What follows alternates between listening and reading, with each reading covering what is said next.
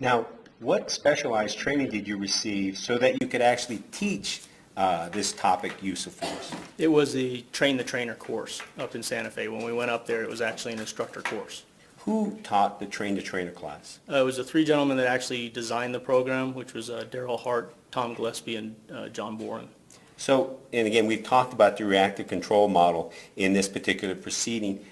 Are those individuals, Mr. Gillespie, Mr. Hart, Mr. Bourne, the three individuals who developed the reactive control model? Yes, they are. What do you remember about the role of these three individuals in the New Mexico Department of Public Safety hierarchy?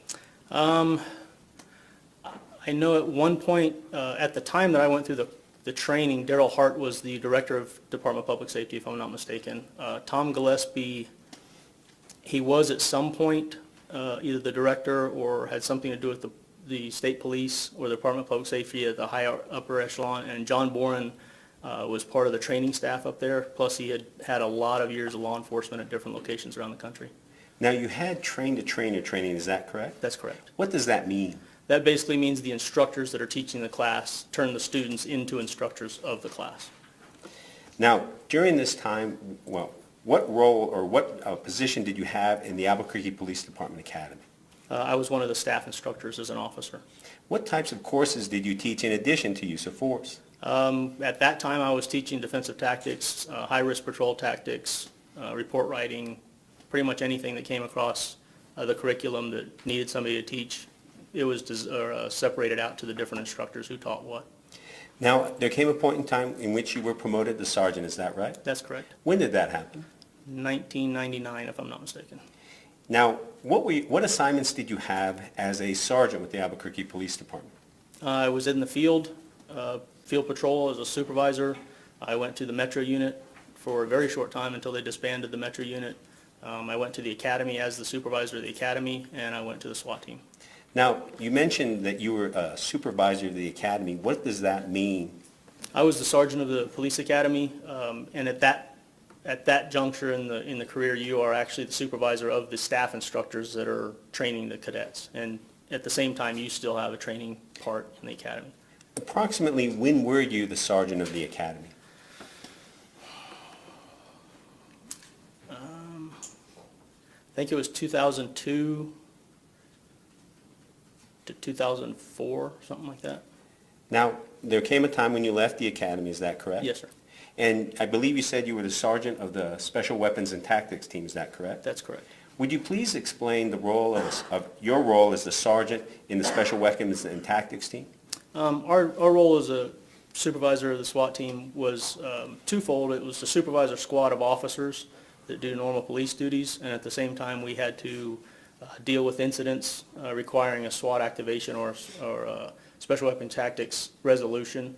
Our job was to run those resolutions and try to solve them as easily as possible without anybody getting hurt. Now, would it be fair to say that that's when you came to meet and actually become very well acquainted with Officer Dominic Perez? I knew him a lot better when he came to work for the SWAT team, yes, sir. Okay. Now, how many years were you Officer Perez's supervisor? I think it was only about a year, maybe a little longer. During that year of time that you were Officer Perez's supervisor, what opinions did you have about his work as a SWAT team member? He was very dedicated. He had a very strong work ethic. He was a very solid police officer and a SWAT operator. Now, there came a point in time after 22 years of service with the Albuquerque Police Department that you retired, is that right? Yes, sir. Now, who is your current employer? It's a company called Centera Group. What work do you do for Centera Group? We are a contract company for the Department of Energy for the Office of Secure Transportation, and I am actually assigned to one of the commands. There's 3 commands, and I'm at Eastern Command out in Oak Ridge, Tennessee. So, again, you seem a little vague. What exactly is being transported by your company? They transport a lot of sensitive material all over the country. Nuclear weapons, nuclear materials, stuff like that. And what is your role in supervising the transport of these sensitive materials? I do not supervise any of that. I'm part of the training staff for Eastern Command, and we set up, design, and conduct training for the federal agents that actually do the transportation. And when you say training design, what do you mean? There are certain requirements the agents have to do semi-annual and annually, that we design that training, and then there's other training that they will come up with either at the location where we are or off-site, and we'll go around the country and design training for them depending on what they want to learn or what they want to practice. And we'll set up the training, do all of the logistics behind it, set up the locations, and then we actually conduct the training when we get there. Now, I'm turning your attention to your work at the Albuquerque Police Department and its basic academy curriculum, and then the year that you taught the 94th cadet class. Yes, sir. Is it your recollection that Officer Perez was a member of that 94th cadet class that you taught in use of force training? Yes, sir. Now, how many hours did you devote to the use of force training you provided to the 94th cadet class? 16 hours. Now, how was that number of hours determined? It was actually, there's 14 hours required by the Department of Public Safety, and we did 4 4-hour blocks during our academy, which turned into 16 hours. Would you please explain how you provided your use of force training, the mode of the teaching? It followed the curriculum that was mandated by the Department of Public Safety. So when we started, we just followed their curriculum, and usually just after doing it so many times, you know exactly where you can get to, a stopping point, if you will, in each 4-hour block, to where after the 16 hours was over, you finished the entire curriculum. Now, one of the teaching tools that was used by you, and that, if you could put up Exhibit I-2, which has already been admitted into evidence, was the reactive control model. Is that correct? Yes, sir. I'd like to ask you about this reactive control model. What did you explain to the students about why they were using the reactive control model as a way to learn what was the appropriate use of force and what was not? It's twofold. One, the reason we were using this model specifically was the Department of Public Safety required it. That was the course accepted by the state. So all law enforcement agencies in the state of New Mexico were using this model on this course. With the actual reactive control model, it worked real well with teaching officers how to think about use of force and how to react to somebody's behavior using force if necessary, just because of the way it's designed, and it takes a lot of the guesswork out of it. Now, you had mentioned, I guess, focusing on the words reactive control model.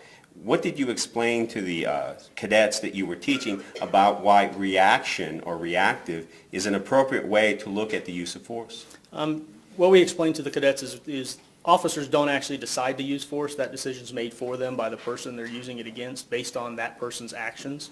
And when you're using force, the only real reason to use force is to take control of somebody or some group of people. It's not to injure anything else. So the reactive control model, there again, uses subject behavioral cues that are on the model to determine what use of force is appropriate at the time to take that person under control.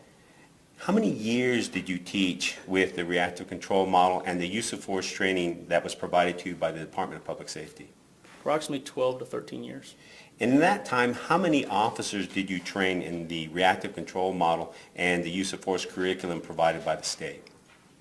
I don't know the exact number, but I'm sure it was in the hundreds. Okay. Now, what concerns, if any, did you have with this learning tool called the reactive control model? The only concern really with this, it's a very good teaching tool and it's a very good model, but no model's perfect. And this one, because it was copywritten by the 3 gentlemen that designed it, it couldn't be updated as technology came into play. So if you look at this model, you won't see the taser option on there. You won't see the beanbag shotgun option and things like that on there. As technology improves, we can't add to this model.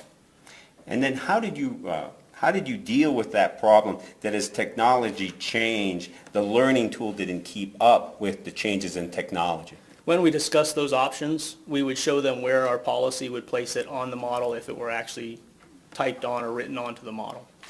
Now, what role does policy, or the Albuquerque Police Department's use of force policy, play in the teaching of use of force at the Albuquerque Police Department? We're required to follow the policy, and the policy basically kind of follows the guidelines of the use of force program, and it follows the guidelines of legal precedents also. Now, you mentioned legal precedents. What do you instruct your cadets about the law of use of force? We talk about constitutional laws that affect use of force and state statutes that affect use of force. What is the purpose of instructing cadets regarding constitutional law and state statutes? they have to understand what the legal standards are, which allows them to use force and what level of force they can use given a certain set of circumstances. Now, I guess I shortchanged the question by not asking, what specifically do you teach about constitutional standards to your cadets? We talk about two specific laws. We talk about Graham versus Connor and Tennessee versus Garner. What is how do you teach Graham versus Connor, a case, to your cadets? Graham versus Connor is a U.S. Section 403 is civil standards. Overruled because he's discussing the training. Graham versus Connor is a U.S. Supreme Court case, and currently it, right now, is the most important case on the law for use of force. And do you want me to go further? Or? Yeah, what specifically did you teach your cadets in the 94th class about Graham versus Connor? We talked about what the actual decision of the court was, and the court basically set the Fourth Amendment as the established standard for determining how much force, if any, an officer can use. And it also mandated that the courts analyze that officer's use of force through an objective reasonableness standard. Now, what is your understanding about whether the Albuquerque Police Department's standard operating procedure on use of force follows an objective reasonableness standard? It does, and it's actually written in the policy. Now, you had mentioned another case, is that correct? Yes, Tennessee versus Garner. Now, what did you teach your cadets about this case entitled Tennessee versus Garner? As with the Graham versus Connor case coming from the Supreme Court on use of force, the Tennessee versus Garner case also came down from the U.S. Supreme Court, and it's the most important law or most important case on the law for deadly force, not just use of force, but deadly force. Now, what specifically did you teach your cadets, especially the 94th cadet class, about what Tennessee versus Garner said about the use of deadly force? Well, we outlined exactly what the decision says, and the decision basically says that if a suspect...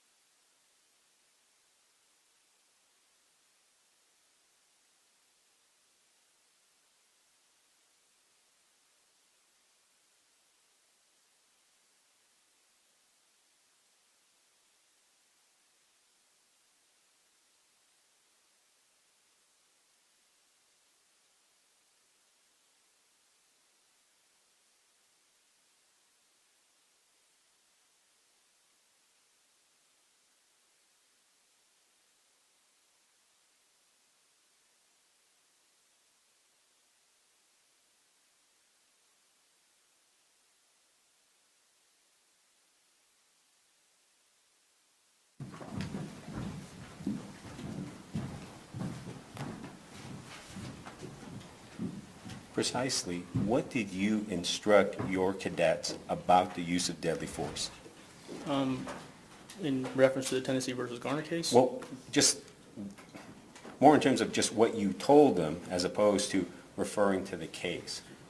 Officers may use deadly force to overcome any resistance that poses a serious risk of serious physical injury or great bodily harm to the officer or in defense of another person. Is it fair to say that state law and state statutes were incorporated in that discussion? Yes, sir. Okay.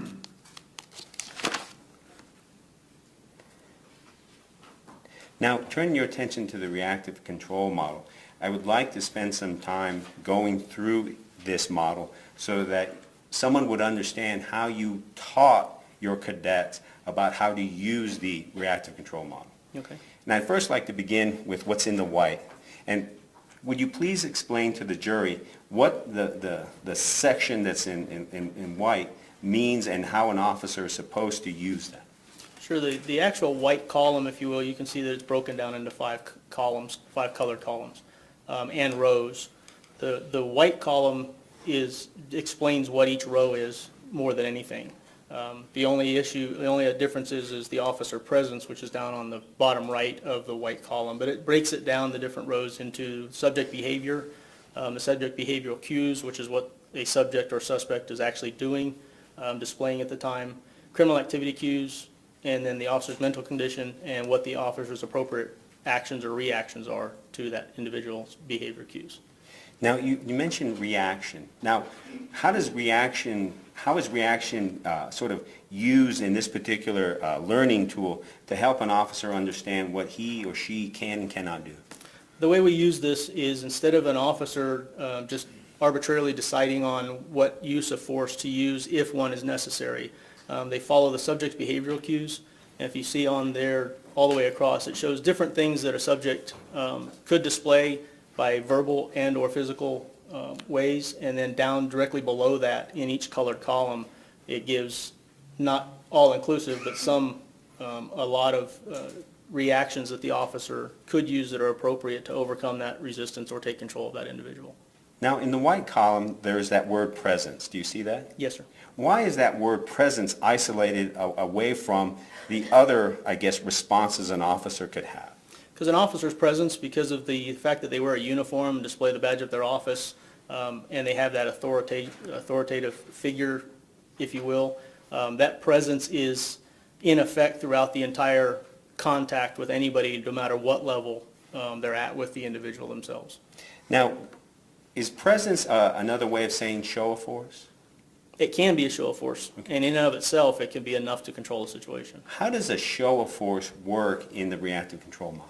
Basically, a show of force is just an officer trying to show through their authority, their presence, maybe their weapon system, depending on what's going on with the individual, that they have an advantage over them, and try to get the individual to go under control or become controlled, without any use of force being necessary. How does a show of force differ from a use of force, as you taught the cadets in your use of force class? A show of force is just that. It's a show. It cannot hurt anybody. It has no potential for any type of tissue damage. As contradictory to a use of force, although it may or may not cause tissue damage or injury to somebody, it has that potential if you actually use it. Now, let's move into this light blue column that I guess is entitled cooperative. Please explain how you would have taught a cadet to understand this column that's in light blue. Okay, if you will, the lowest level would be the cooperative column. The overwhelming majority of contacts with citizens, 95 to 98% of them, actually fall into this column. And in the blue column, there really is no use of force necessary. The individual is controlled just by the officer's presence and verbalization. So if you can see just below that where it says the individual submits to directions and custody, it can be and or custody, because there are times that you won't actually take somebody into custody. Officers contact people all the time and they don't actually take them into custody. So what the subject behavioral cues are is the person that the officer is dealing with is very compliant to the officer's directions. They're very responsive to questions. They don't try to dodge questions or change the subject. and they follow any directions the officer gives them without question. When they do that, there's absolutely no reason to use force on an individual, because the officer can just control them just by verbalization. And you can see underneath down there, it'll say verbal directions. That's just the officer talking to the individual, telling them what they need. They still show their authority, the officer's authority, and that's through their presence and the way they're handling the situation. You'll see that word assessment basically across all the different colors, but the word assessment means even though that individual at this point in time is being very cooperative and I'm able to control them, I'm still assessing the situation, the surrounding area, the individual I'm dealing with, to make sure they're not going to be starting to get aggressive, and just constantly assessing. If at some point during my contact or the officer's contact with the individual, I have to make a custody decision, at what point do I want to do that? Do I want to wait for somebody else, another officer, to show up before I actually put hands on the individual, take him into custody and things like that? If I do make that custody decision, then further down on the blue it talks about positioning, how we're going to position that individual to be handcuffed and taken into custody. And there's training on that throughout the academy. And the last thing is procedures after they are taken into custody, what the procedures that all officers go through in order to take that person from the street to the booking area.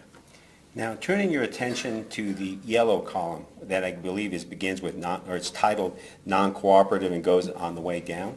Would you please explain how you would teach a cadet how to make this assessment with regards to the yellow column, non-cooperative? Sure. Again, it talks at the top, the non-cooperative means just that. They're not trying to harm the officer. They're not trying to hurt the officer. They're just not being cooperative. They don't want to do what you tell them to do. And it starts off by saying resist custody by. It may be custody at that time, depending on what the situation is, but they're not being responsive to your directions. You're telling them to do something, and they're either verbally saying no, or they're just refusing to do something. If you tell them to sit down, they refuse to sit down. They say they want to stand up, things like that. Again, they're evasive to your questions. When you ask them a question, they either try to change the subject, or they'll repeat the question back to you, or they just won't answer it. Verbal resistance or body posture, there again, if you tell them to sit down and they say no, that's verbal resistance. Or if you tell them to sit down and they just stand there or cross their arms, something to that effect, you're reading the body language and they're resisting your directions. Now, what is the appropriate response, as you taught your cadets, to a suspect or subject who is non-cooperative using the reactive control model? Again, where you see the officer's mental condition you're in more of a control mode now. You're not just being alert like you were in the blue, you're being controlling. Now we have to take control of this individual because for whatever reason they're not allowing us to control them through verbalization. And you'll see below that it says verbal persuasion. Instead of just verbal directions, will you please do this, now you're telling people to do that. I need you to sit down now. Things of that nature. If you have to go into some kind of physical control with them, it goes into empty hand techniques at this point. When you say empty hand techniques, what do you mean? It means as an officer, we're not using any type of tools in our hands. It's just our hands grabbing different holds on people, different pain compliances, different escort moves, things like that. Now, there's the orange column. Do you see that? Yes, sir. And I believe it's headed with unarmed assailant. That's correct. Now, would you please explain how you would teach a cadet to use this orange column on unarmed assailant to make assessments and make decisions about the use of force? Okay, in the unarmed assailant column, that is talking about an individual that is not armed with any type of weapon system in their hand. It's just they're empty-handed. They might have closed fists or something like that, but they're either going to hit you or kick you, something like that, but there's no weapon system of any kind other than their personal weapons, their hands and feet. And if you notice in this column, there's a dotted line that separates it right down the middle. Would you please explain that? I will. That dotted line separates the orange column or the unarmed assailant into two different categories. One is an unarmed threatening person, and the other is an unarmed attacking person. An unarmed threatening person is somebody standing there saying he's going to beat you up, he's going to punch you in the face, they're going to kick you, they're going to do whatever they're going to do, but they're not doing it yet, and they're not so close that they can do it. They're far enough away that you have time. The unarmed attack is when they are actually moving towards you or actually trying to get to you to cause that harm that they're talking about or displaying at the time. And the way they do that is most of the time by closing distance. They go from where they are and they start closing distance on the officer. Is it, there's the words there, closing distance. Yes, sir.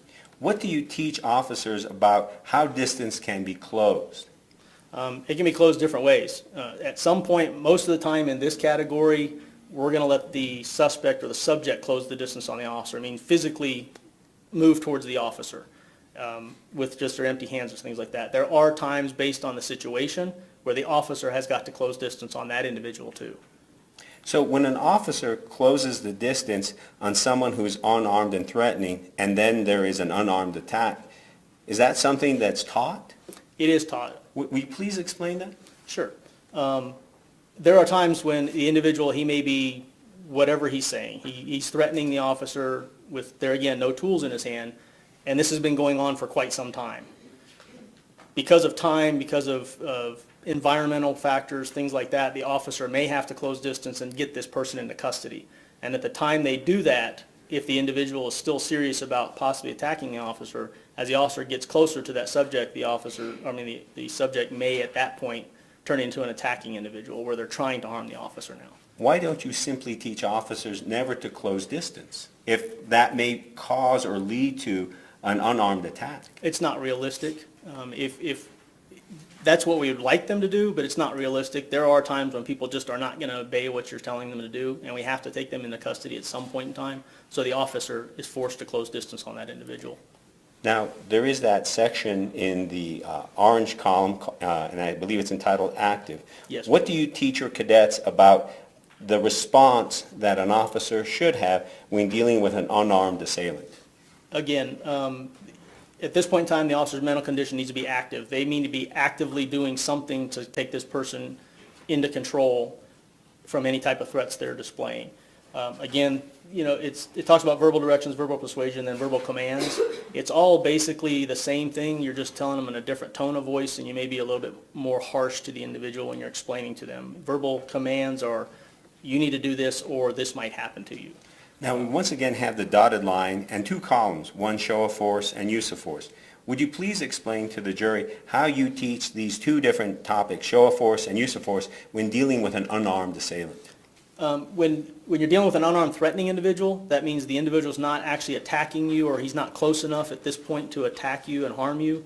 That's when you do a show of force. A show of force might be drawing of a baton, drawing of a taser, having a canine dog sitting by, growling and barking at the individual. You're not using those on the individual because you have enough distance that the individual can't harm you, but you're showing these to try to display to the suspect or the subject that if they do commit an attack, they're probably hopefully going to lose because you've got the upper hand due to your weapon system or whatever you're showing. So is it fair to say that a show of force may dissuade a potential or a subject or a suspect not to do what they were thinking? It may, and that's what the overriding objective is of a show of force. Now, I stopped you before you reached your explanation with regards to use of force. If you would please explain how you would teach your cadets about the use of force when dealing with an unarmed attack. There again, if the individual decides to close the distance on the officer, or the officer, for whatever reason, has to close the distance on the suspect, and at that point the suspect becomes very aggressive and starts to attack the officer, then whatever that show of force weapon system or tool that the officer was using at the time, they would then use that on the suspect to try to gain control of that individual. What do you teach an officer about how much or how long or how a tool should be used against a suspect who launches an unarmed attack? All the tools that officers are carrying are trained. They're trained with and certified with through the police academy.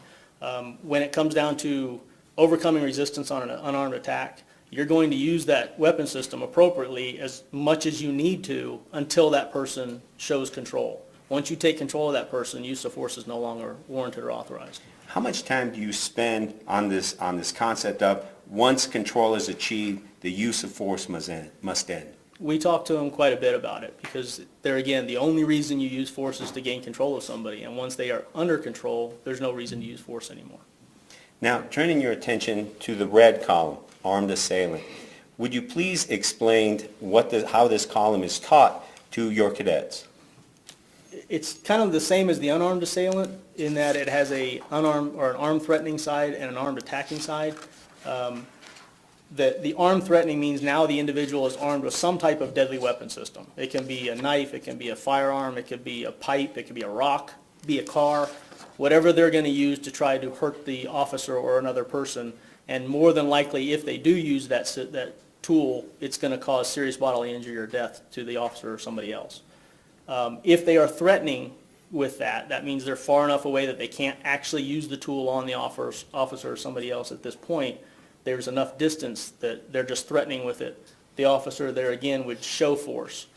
More than anything, they would draw one of their weapon systems. That's the way officers are trained most of the time to overcome a deadly assault or a deadly threat, is to draw one of their firearms. And again, the hopes are is if you have a firearm against somebody that's got a lesser deadly weapon, that they are going to understand that they're probably going to lose this fight if they decide to attack, and you're trying to gain control of them without having to use force. Now, there's a section under there with regards to, you see that show of force, draw firearm, and then assess. Do you see that? Yes, I do. Would you please explain how you would teach a cadet about that section, assess, and then the specific items that are bullet pointed underneath? Yeah, where it says assess, again, like I started off of the blue column, you're assessing the situation all the time. If the individual shows a deadly weapon and threatens an officer or somebody else, and the officer draws his firearm or her firearm and shows that force, now you're assessing the individual. Is the individual starting to comply with the officer now by dropping the weapon system and giving up and doing what the officer says? Is the officer or is the individual becoming more aggressive towards the officer? What are they doing? They're assessing the situation throughout the whole thing. The purpose of the show of force is to try to get the individual to drop their weapon and be controlled. As you see under there, it says cover. If you have the time and you have the proper location, as an officer draws their firearm, they should get behind some kind of cover, which means a barrier basically between the suspect and the officer themselves. It can be a car, it can be, if you're inside a building, it can be a coffee table inside somebody's house, anything that you can put between you and that individual. So if the individual does start to close the distance, then there's some barrier that they're going to have to go under, over, or around to get to the officer, which is going to take longer to get to them. As you can see, it says distance, if possible, depending on terrain and location. If the officer can create more distance, that makes the suspect cover more distance to get to the officer or whoever they're threatening, by all means do that. You can see assistance under there. If the officer has time, radio for more officers to show up.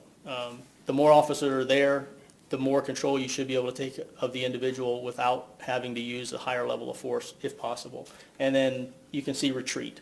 There are times when officers, for the lack of a better word, are outgunned, if you will, or the individual's just got the upper hand on the officer for whatever reason. The officer should retreat at that time until they go back and get enough backup officers to come back in and control that individual.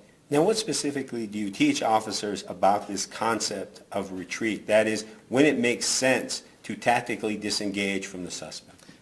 Basically, if the suspect has the overwhelming ability or possibility of harming the officer or the other person, and the officer's probably not going to win that fight if it turns into an attack, for whatever reason, then just to go back up, retreat a little bit, and then get enough officers or tools to come back in and take care of the individual. Now, you were talking about armed threatening, and do you see that dotted line that separates it from armed attack? Yes, sir. Now, what do you teach your cadets about an armed attack, deadly assault, and what constitutes that? Well, there again, the big issue that changes from armed threatening to armed attack is closing a distance. And if you take firearms out of the picture, guns of any kind out of the picture, closing the distance usually means physically closing the distance between the suspect and the officer. More times than most, the suspect will close the distance on the officer, but there are times where the officer is going to have to close distance on the suspect for whatever reason, and that's all situational specific. As I said, anything other than a firearm, it would be physically closing the distance. With a firearm, closing the distance would be if the individual starts to point the weapon system or the firearm in the direction of the officer or the other person they're threatening. That would be the same thing as walking closer to the officer or the other individual. Once the firearm is pointed directly at the officer, there's zero reaction time for the officer to stop that attack if it should occur. Now, we talked about closing distance with items that are not firearms. Now, what do you teach about closing distance as to whether a suspect closes the distance or whether an officer closes the distance? It doesn't matter. Most of the time we would like the officers not to close the distance on the suspect if they can, if they can stand back and wait and just try to gain control. But again, time, location, environmental factors, all that comes into play, and there are situations where an officer is going to have to close the distance, even on an armed suspect that they don't want to take that person in control. What do you teach officers about closing the distance on an armed threatening suspect armed with something other than a firearm, using less lethal tools?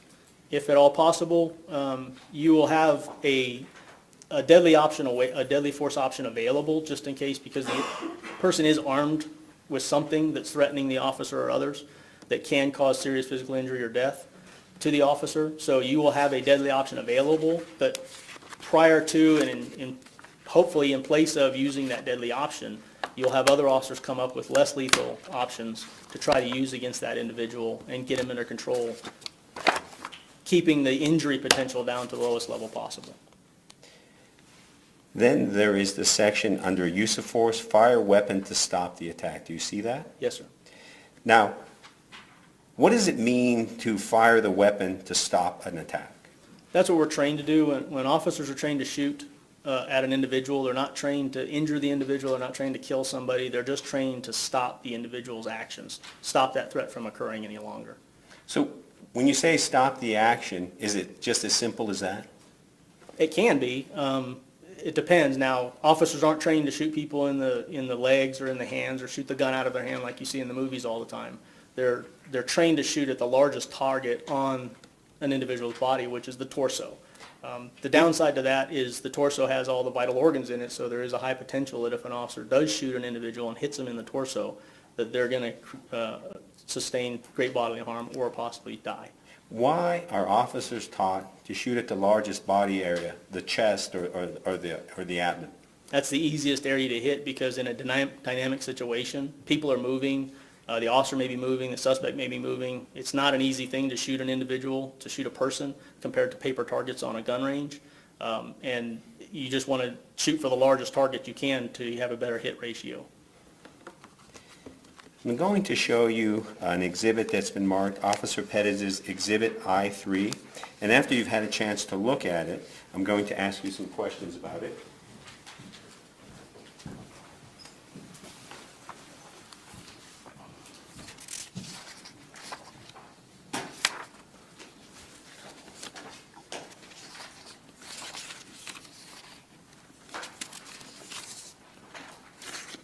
Okay, sir. What is Exhibit I-3? It looks like basically our outline for our course, our lesson plan for the use of force and reactive control model class. Now, who gave you the use of force outline? The Department of Public Safety. Now, I understand that it also came with a PowerPoint presentation, is that right? Yes, sir, it did. And who gave you the PowerPoint presentation that you taught your cadets? The Department of Public Safety. And now, is that also part of Exhibit I-2? Yes, it is. I-3, yes, thank you. Yes, sir, it is. Is Exhibit I-3 a fair and accurate copy of the use of force instructor's outline and PowerPoint presentation that you taught to the 94th Academy class? It appears to be, yes, sir. At this time, Your Honor, I would like to move Officer Perez's Exhibit I-3 into evidence. Here, we have no objection to the PowerPoint other than the slides related to the civil issue. I have them on page 3 of the slides.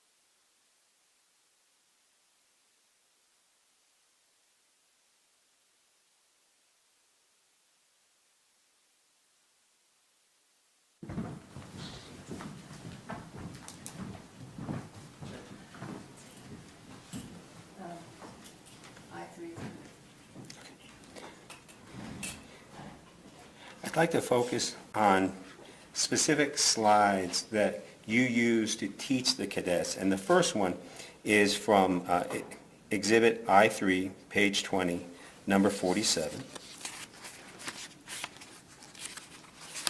Now, when presenting this slide to your cadets, what did you teach about this idea or idea called confrontational dynamics? Confrontational dynamics are things that occur, actions that take place during a confrontation between officers and subjects or suspects that directly affect the outcome of that contact. Now, there are 4 bullet points that are taught, and I'd like to first take on closing distance. When using or when teaching this notion of confrontational dynamics, what do you teach your cadets about closing distance? Like I've said previously, that there are times when officers are going to have to close distance on a subject to take them into custody, whether they're just being non-cooperative, cooperative, all the way up to armed, threatening if necessary.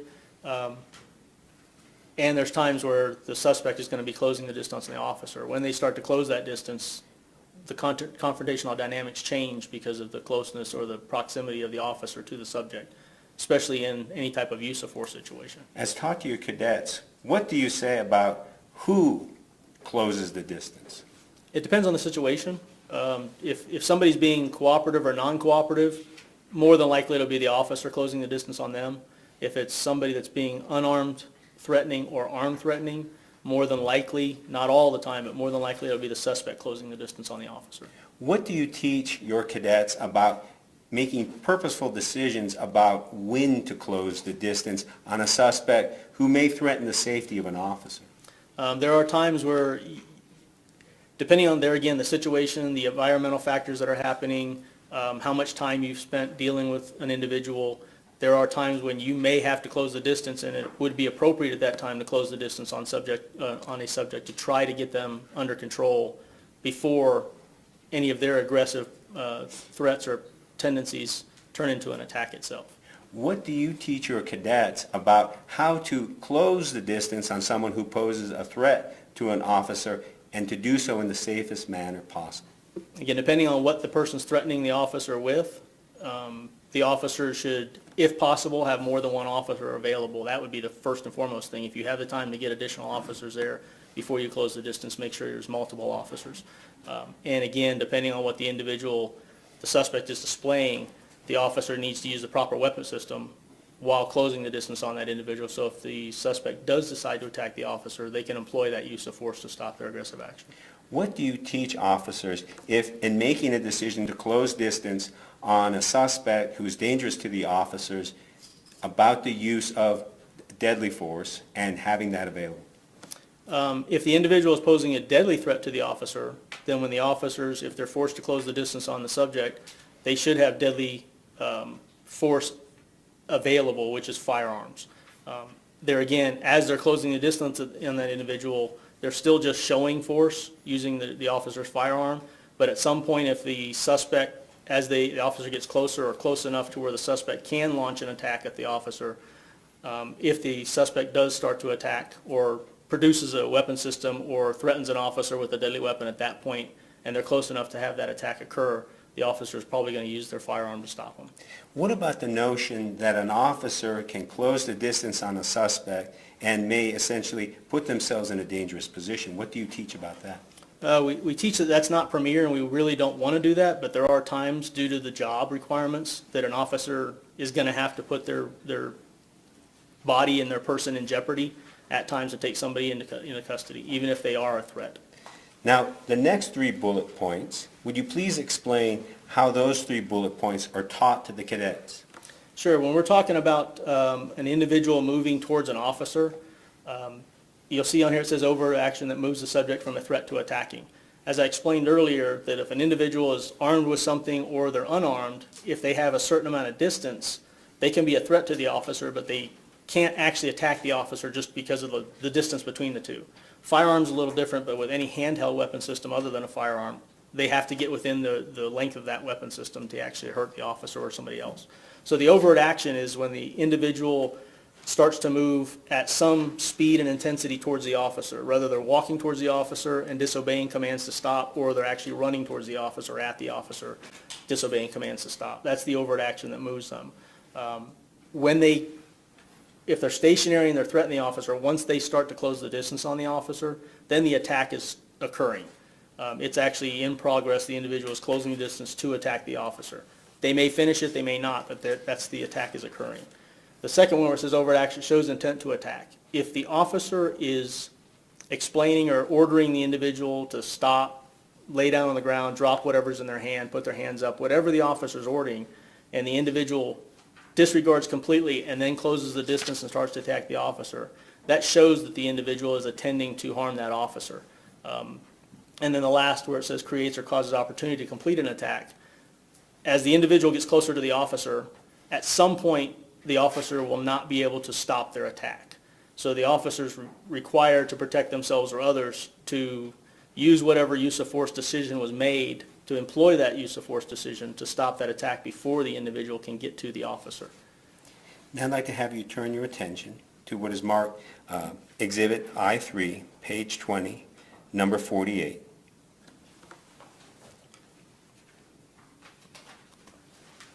Now, here's an acronym, IAMO. Do you see that? Yes, sir. Would you please explain how you would teach this particular acronym to your cadets? It breaks it down into 4 areas that an officer is going to have to be able to articulate when they use force to stop somebody or stop an attack. The first is intent. They have to be able to articulate the individual intended to harm the officer or the other person the officer is protecting. And a lot of that has to do with what the individual is saying, if they have a weapon system, how they're displaying that weapon system, or if they're empty-handed, if they're balling their fists, saying they're going to punch them in the face, whatever they're saying. And then as they start to close the distance, as I just explained, that also proves intent that the individual is intending to harm the officer or another person. The ability goes down to, can the individual harm the officer or another person with what the weapon system they have, with the distance they are at the time, or where they're at. So although they have maybe have the intention to do something, if they don't have the ability to actually inflict that injury to the officer or another person, then they're waiting for that ability. The means is how they're going to do it. Are they going to do it by hands and feet? Are they going to try to injure the officer or another person by the use of some kind of weapon system? And then the opportunity is what we're trying not to allow them to gain. But as they close the distance on the officer or the other person, they're gaining opportunity the closer they get. And at some point when they get close enough, the opportunity is gained to where the officer will not be able to stop the attack.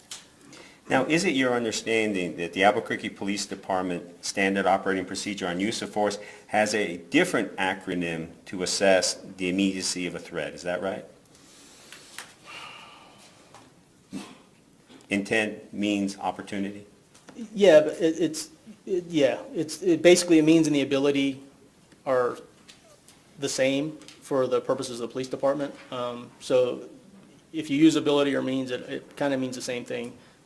The means is how are they going to do it, and the ability is can they do it. Same thing as if you have a baseball bat. Can you do it, and how are you going to do it? So they're the same meaning. You would agree with me that what the state required you to teach in assessing the level of the immediacy of a threat is a little different than what's in the Albuquerque Police Department Use of Force Standard Operating Procedures. Is that right? Yes.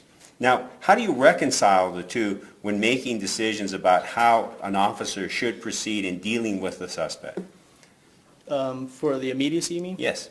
It comes down to the immediacy is when the officer has determined through what they're perceiving at the time,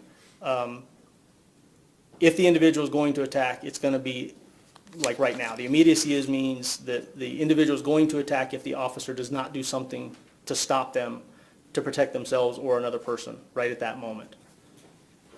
Now I'd like to have you turn to, again, Exhibit I-3, page 20, number 49.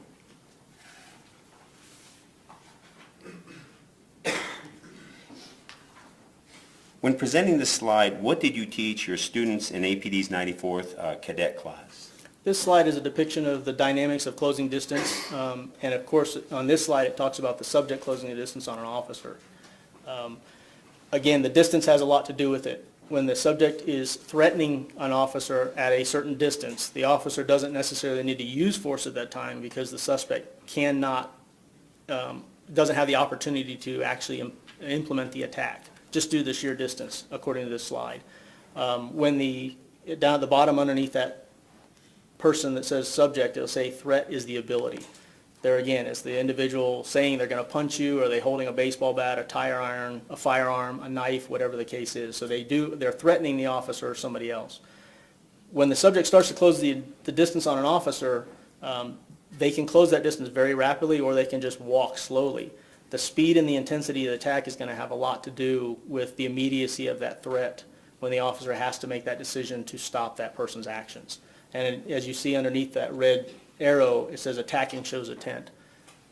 If there is time and the attack hasn't occurred so rapidly the officer didn't have time, the officer is going to be telling the individual to drop whatever weapon system, get on the ground, don't come any closer, whatever they're saying. And you'll see just below that, it says critical danger as they're gaining opportunity. The closer an individual gets to the officer, the more critical danger that officer's in, because there's less time for that officer to react to stop that attack.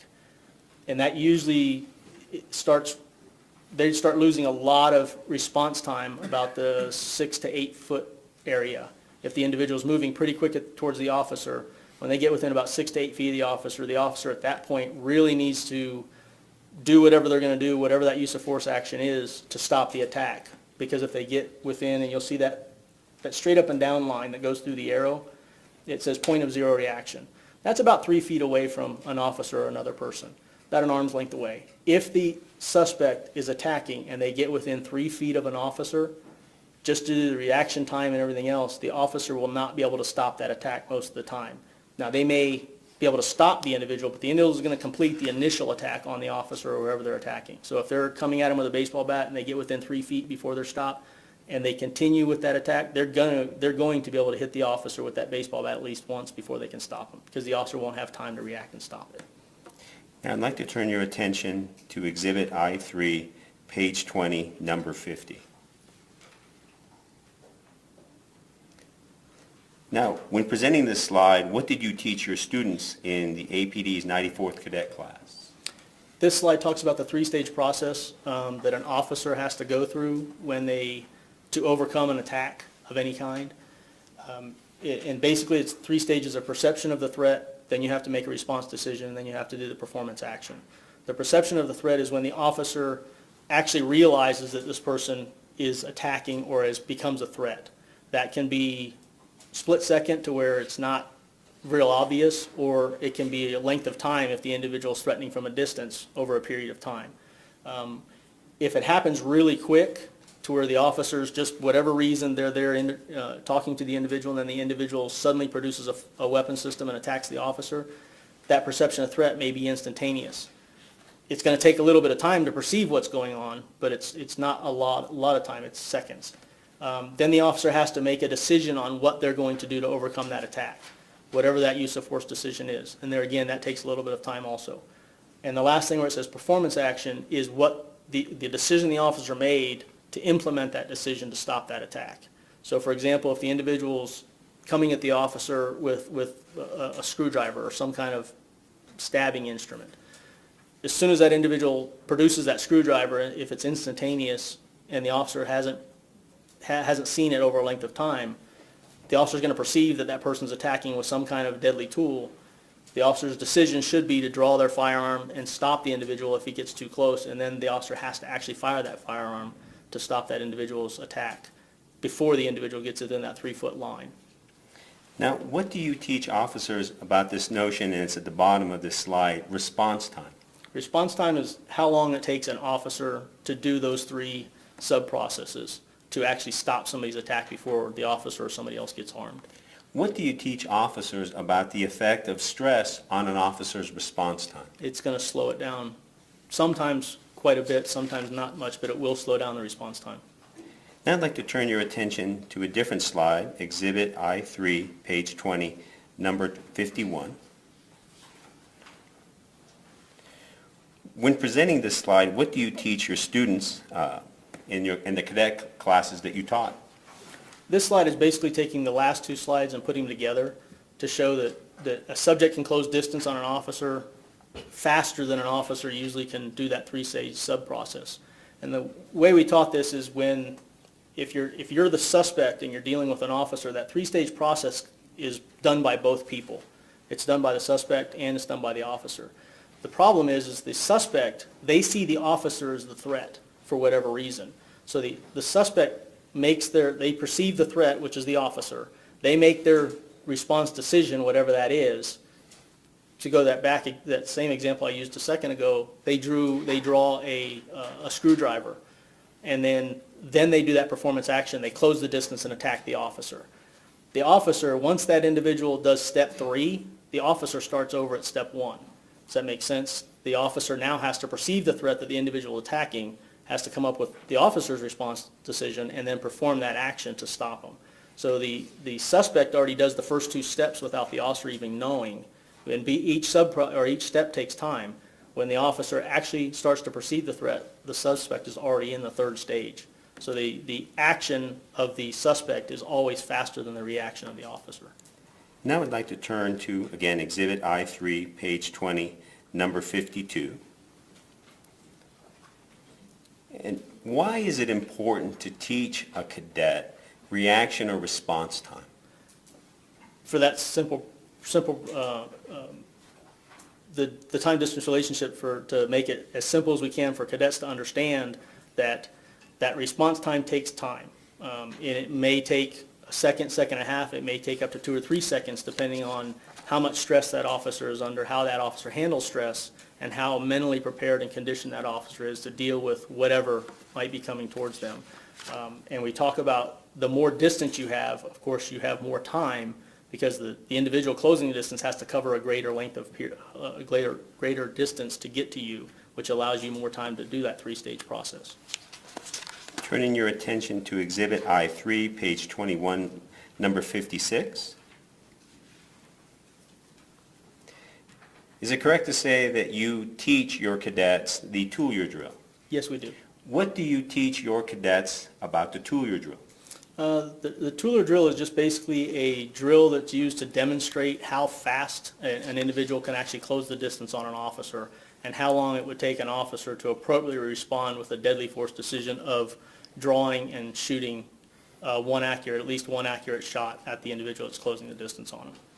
I'd like to turn your attention to Exhibit I3, page 21, number 57. When presenting this particular slide, what do you teach your students? There again, this is in direct relation to the tool-your drill, and you can see at the top it says dynamics of closing distance with a handheld weapon. This is not a firearm, this is just a handheld weapon. As I explained earlier, with handheld weapons, the individual is going to physically close the distance on an officer. Basically what this shows, because of the tool-your drill and the way we did it with cadets, we demonstrated with cadets, is an individual can cover about 21 feet. An average individual can run about 21 feet in a second. And an officer, for them to draw and accurately fire on a subject, at best is usually about a second and a half. So the officer there again, when an individual is threatening with a handheld weapon, if they're within 21 feet, the officer is in a lot greater jeopardy than if they're at 21 feet or further. Now, the tool-your drill did a 21-foot distance to cover in 1 second, but Dennis Tooler, the officer that actually designed this drill, also did test high school runners and college runners, and he found that some of them could actually run up to 30 feet a second. So when it takes an officer a second and a half or 2 seconds to draw and accurately shoot somebody, and an individual can close the distance of 21 feet to 30 feet in a second, the officer's always behind the power curve. So it's just basically showing that the further distance you have on a subject with a handheld weapon system, the better off you are, and it gives you more response time. Now, you used this term for the first time, power curve. In relation to addressing the dynamics of a confrontation like this, what do you mean by using the term power curve? Power curve is just basically the subject, again, is going to have the advantage, if you will, over the officer. Because of the fact that, as I explained before, they have already done those first 2 processes, the sub-process, and all they do is start to close the distance on the officer. The power curve of the officer is always a little less or below the suspect because they have to not only do those three-stage process, but when they perform that action, it's going to come down to how much stress the officer is dealing with, how the officer deals with stress, how much practice and ability and skill they have with use of whatever weapon system they design, and things of that nature. So the power curve always kind of slants towards the suspect themselves. Well, doesn't the training an officer receive help them essentially negate or overcome the power curve? It doesn't negate it. It tries to lessen it, but it can never negate it completely because the officer is always going into the unknown. The officer always has to react to what the suspect does. I'd like to turn your attention to Exhibit I. Counsel, I need to.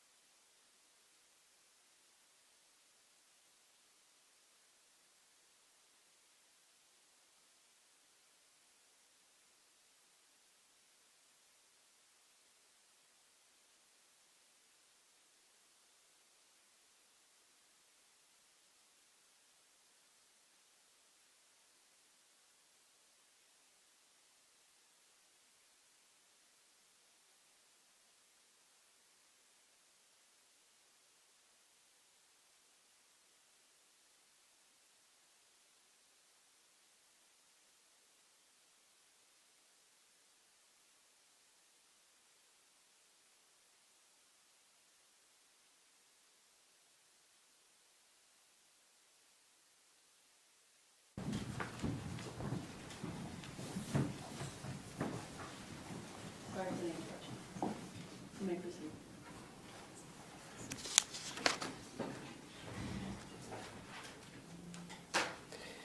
Now, I'd like to turn to Exhibit I3, page 21, number 53. 53.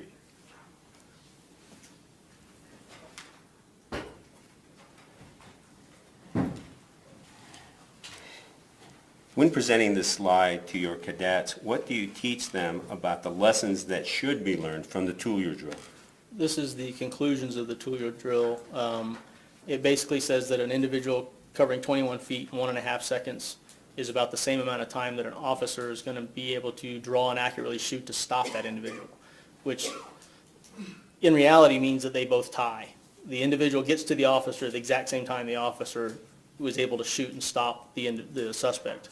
And there again, we can't afford a tie in law enforcement because yes, we may stop the individual, but the officer or the person the officer is protecting also gets injured.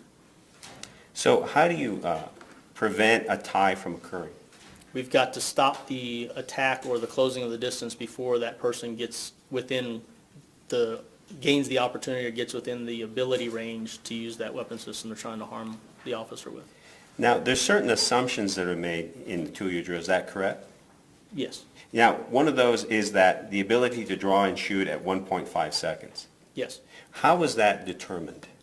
Basically, it's determined on what we call a square range or a gun range, and it's just officers doing time drills shooting at paper targets. How well does those time drills on a range with paper targets relate to the real world in which officers don't have time to warm up or are shooting at people, not paper? For the most part, they don't relate very well. It takes a lot longer for an officer to accurately shoot out in the real world just due to the environmental factors, the officer's stress, the ability and skill of the officer. Now there's external stressors and not just internal stressors as there are when you're just shooting at paper targets, things of that nature. How much time is saved by an officer having their weapon drawn from a holster or having the weapon at a low ready? In the Tooler drill, it saves almost a second. As you can see, it's 1.5 seconds to draw and shoot, and due to the demonstrations we do, the officers can usually execute that same accurate shot within 1/2 second if they've already got their weapon system in their hand. So what does it say to an officer about having a weapon ready when dealing with a suspect who is armed, like for example, with a screwdriver, as you've explained? If you know they have a screwdriver and they're threatening you and the attack hasn't occurred yet, by all means get your weapon system, your firearm out and be prepared for it because it'll buy you a lot of time if the deadly attack occurs. Now, would it be fair to say that it buys you an extra second, is that correct? By this drill, yes, sir. Now, how much time do you teach that it requires an officer to essentially take his weapon from the low ready, acquire a target, and fire? In the drills, it takes about a half a second. What happens in the real world, and what do you teach cadets about that?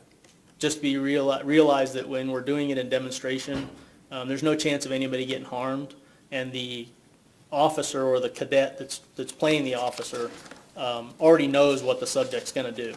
They just don't know exactly when, because they already know the individual's armed with whatever training tool we give them, and they know that at some point this other cadet's going to run at that officer cadet, if you will. And so that whole stressor, it's really not there as there is in the real life. The officer's going to have to perceive what's happening at the second it happens, and they're going to have to go through all of the officer's skill, abilities, mental conditioning, stress level, control, and everything before they can actually fire that shot accurately. Now I'd like to turn again to Exhibit I3, page 24, number 89.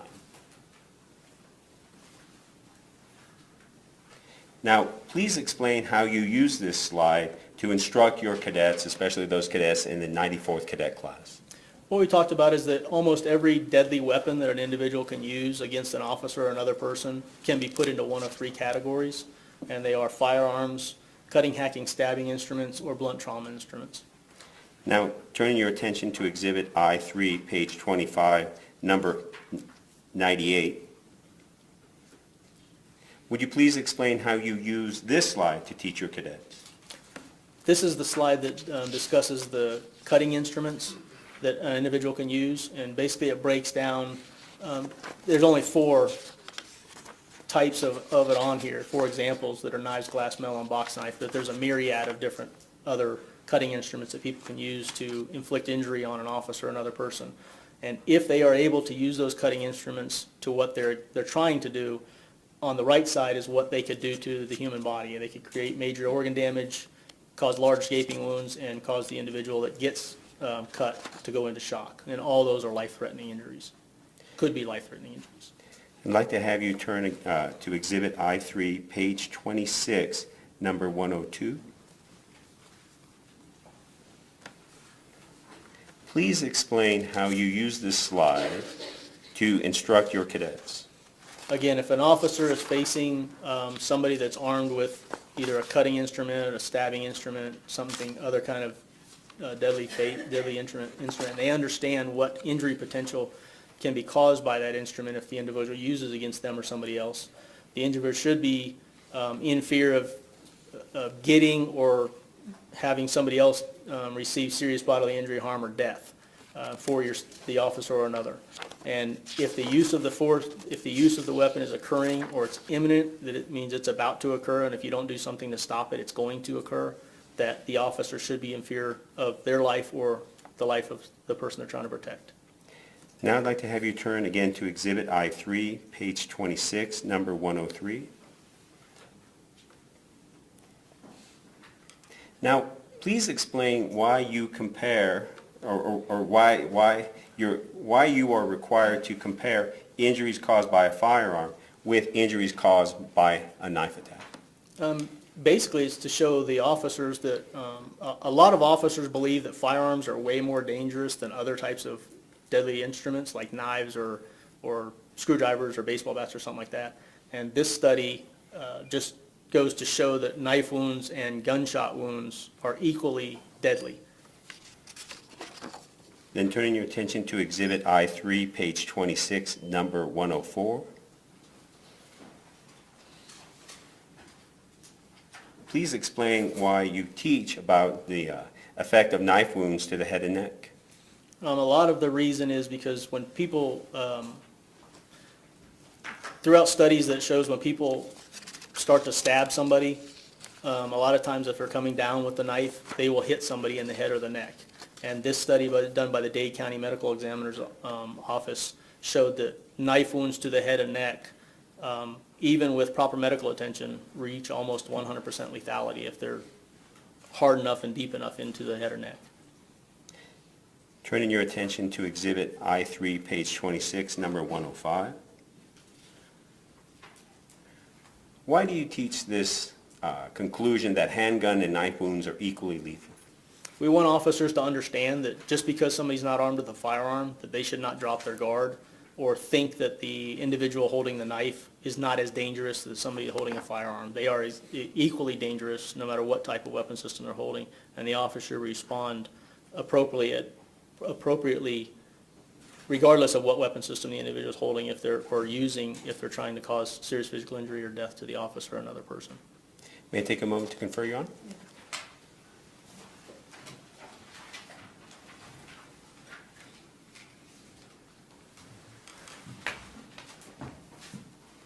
Those are my questions. Pass the witness.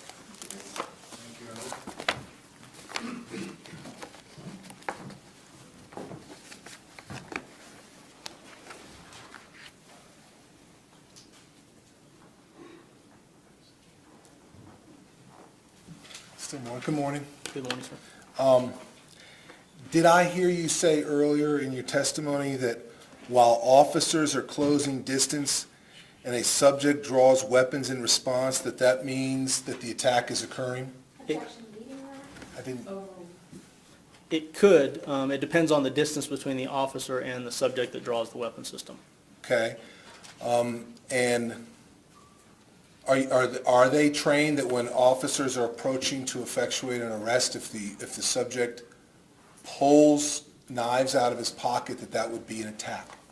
Yes, it would be definitely a threat, and if the officers are close enough, it would be attack.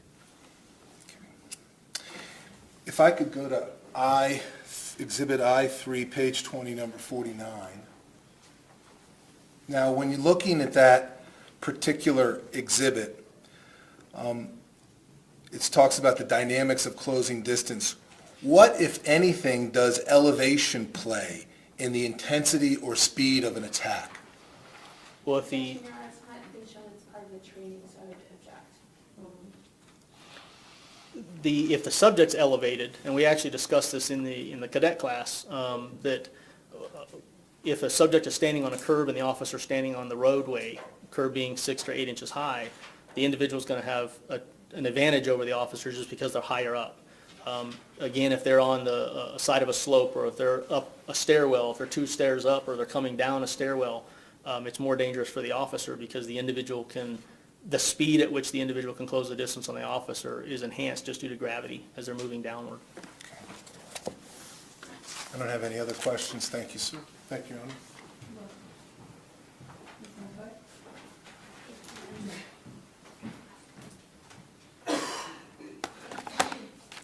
Good morning. Good morning. You were just asked some questions about dynamics of closing distance. And I had this slide. Your Honor, can we have the Elmo?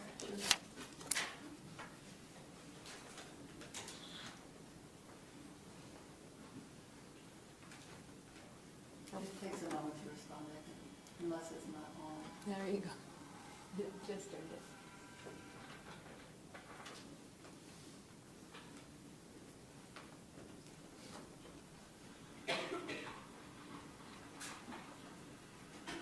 On this slide, you were just asked about the slide that you use to teach the cadets. A little out of focus here. Is dynamics of closing distance, is that right? Yes, ma'am. And it has an arrow going from the citizen to the police officer, is that right? Correct. The arrow is not pointing from the officer to the citizen. On this slide, it is not. Correct. The only slides that have the officer pointing to the citizen are those related to reaction time, is that right? The 3-stage process, I think so, yes, ma'am. All right. And the reason that arrow is there, and what it's showing, is it's showing attacking, which shows intent, is that right? Is that what that slide says? Yes, it does. And the way this slide is showing that the subject or citizen is attacking is it's showing the citizen is closing the distance, right? On this slide, yes, ma'am. All right. And again, no slides in the entire presentation show the officer closing distance on the subject or the citizen, is that right? Not the actual slides, no. Okay. And again, in the reactive control model, zoom out here.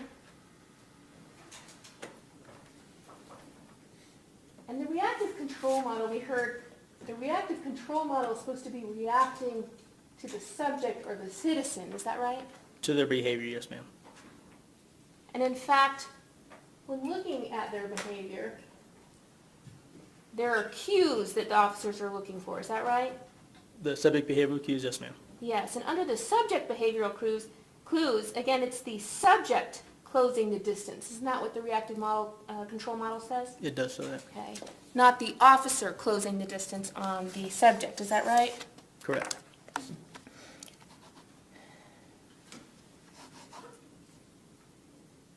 Because if you have an individual with a knife, the individual will have to close a distance in order to utilize that knife, isn't that right?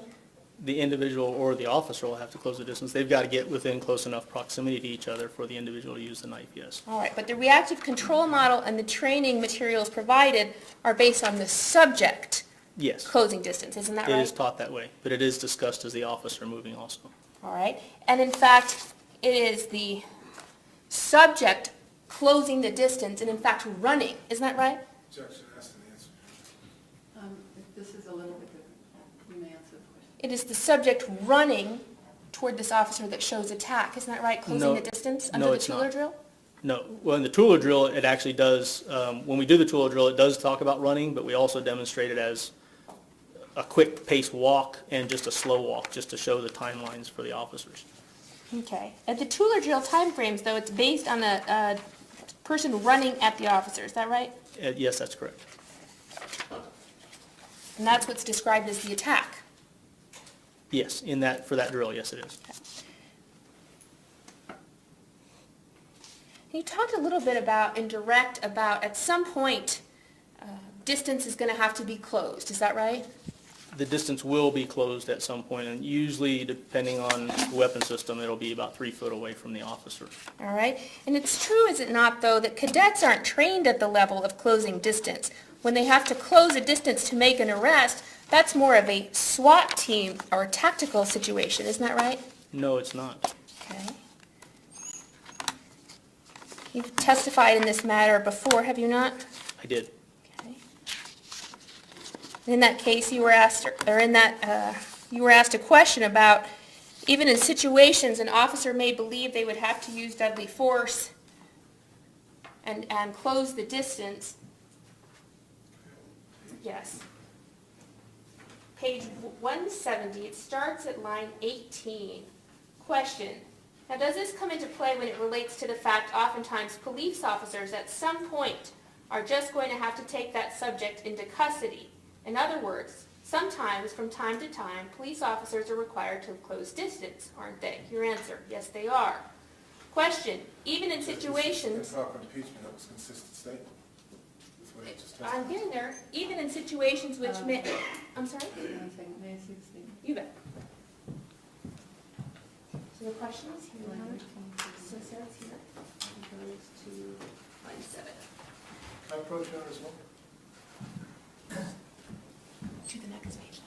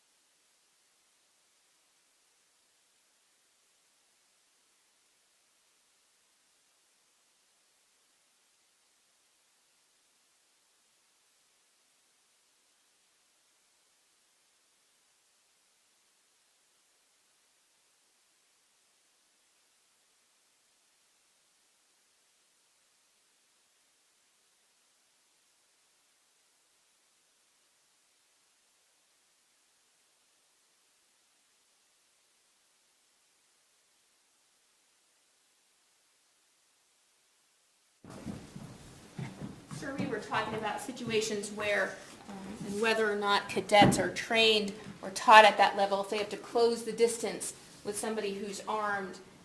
And in your prior testimony, you stated, if an individual is displaying a deadly threat at that moment, if the individual is displaying a deadly threat, the cadets aren't taught at that level.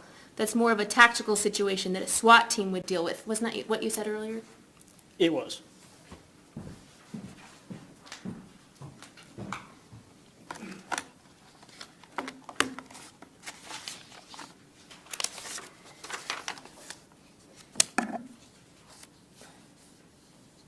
When you have an individual with a knife, you can go in, you can give a verbal warning to that individual, is that right? If time permits, yes, ma'am. Do X or we'll do Y, kind of thing. It can come out like that, yes. All right. They should continue to assess the situation, the officer should, is that right? Yes, ma'am. And if, under the reactive control model, let's say someone makes a mistake and they're in one level, they're here, they can drop back into a different level, can they not? It's a fluid situation. Are you talking about the subject? Yes, sir. Yes, they can. It's very fluid up and down the spectrum. And something that would justify force in one instance doesn't stay continued throughout the entire encounter, is that right? It can change or it can stay continued. yes. Correct. All right.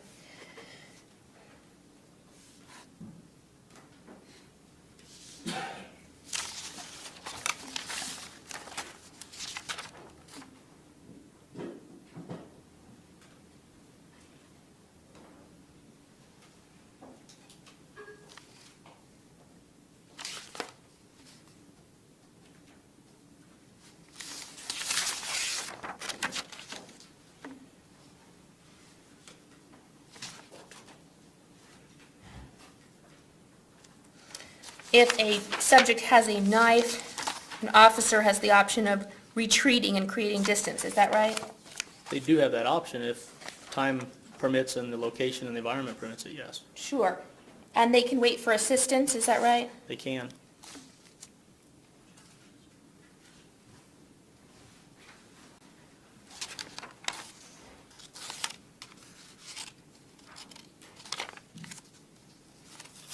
And you have not taught our officers that if a citizen is 9 or 10 feet away with knives, an officer can shoot that person regardless of whether or not the person tries to use those knives, is that right? I have not taught it as a blanket statement that that can happen. No, I have not.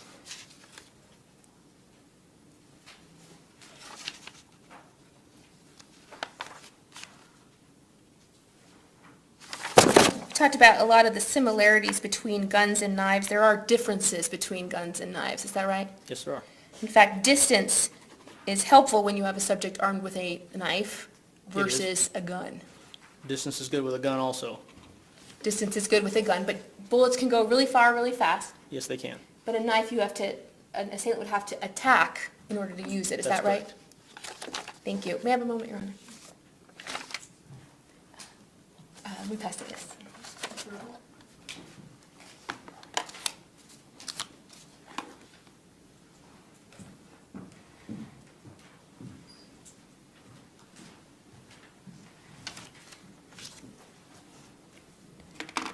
You were asked a question just a minute ago with regard, have you ever taught that you can shoot a suspect at 9 to 10 feet away? Is that right?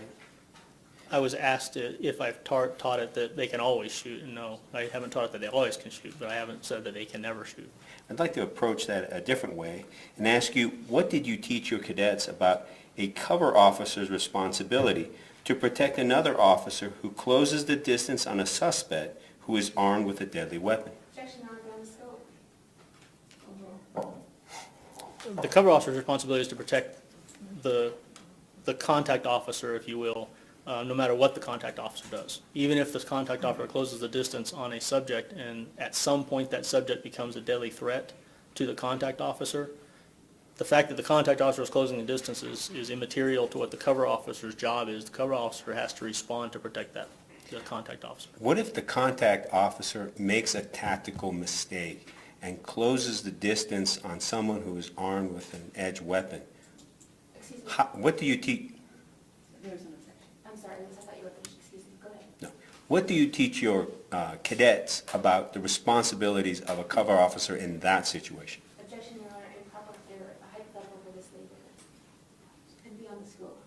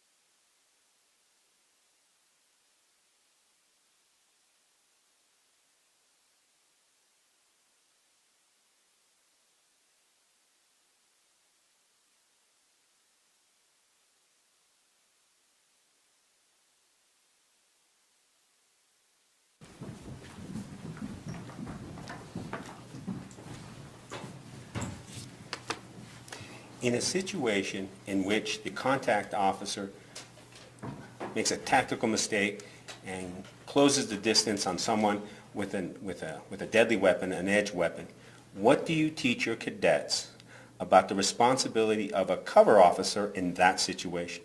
Their responsibility would not change. Their responsibility would be to protect the cover officer.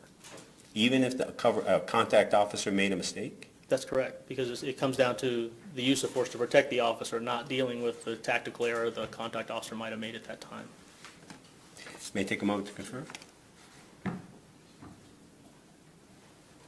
Those are my questions, Your Honor. May this witness be excused. I have no other questions, Your Honor. Okay, yes, you're excused. Thank you for your testimony. Thank you.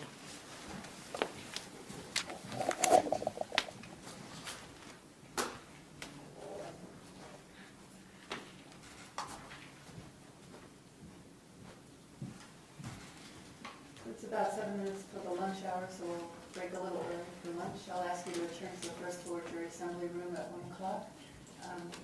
The same restrictions, we won't discuss the case with each other or anyone else, or allow anyone to discuss the case in their presence.